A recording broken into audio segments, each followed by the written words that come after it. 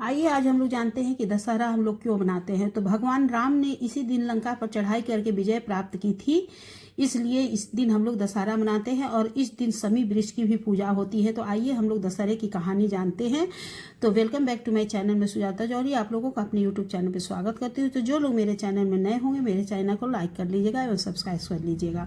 तो आइए हम लोग दशहरे की कहानी से। एक बार पार्वती जी ने पूछा कि लोगों में जो दशहरे का त्यौहार प्रचलित है इसका क्या फल है। शिव जी ने बताया कि आश्विन शुक्ल दशमी को साय काल में तारा उदय होने से समय विजय नामक काल होता है।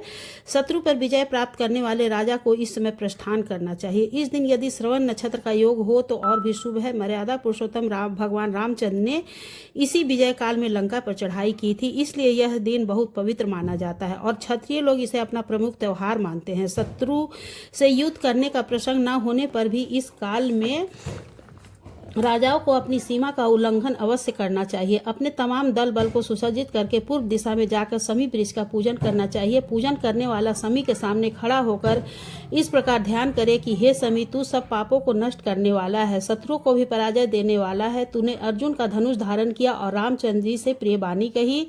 पार्वती जी बोली, शमी वृक्ष ने अर्जुन का धनुष कब और किस कारण धारण किया था तथा रामचंद्र जी ने कब और कैसी प्रियवाणी कही थी, सो कृपा कर समझाइए।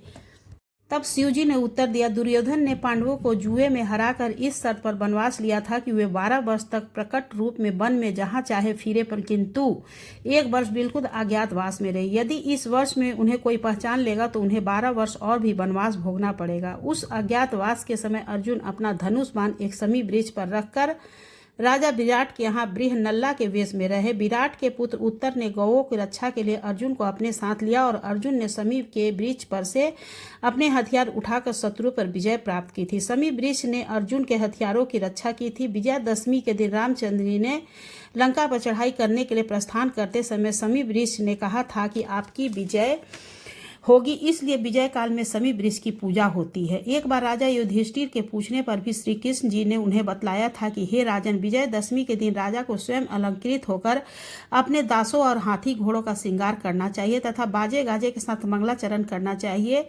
उसे उस दिन अपने पुरोहित को साथ लेकर पूर्व दिशा में प्रस्थान करके अपनी सीमा से बाहर जाना चाहिए और वहां वास्तु पूजा करके अष्ट दिग्वालों तथा पार्थ देवता की वैदिक मंत्रों से पूजा करनी चाहिए। शत्रु की मूर्ति अथवा पुतला बनाकर उसकी छाती में बाण लगाए और पुरोहित वेद मंत्रों का उच्चारण करे। ब्राह्मणों की पूजा करके हाथी घोड़ा अस्त्र शस्त्रादि का निरीक्षण करना चाहिए।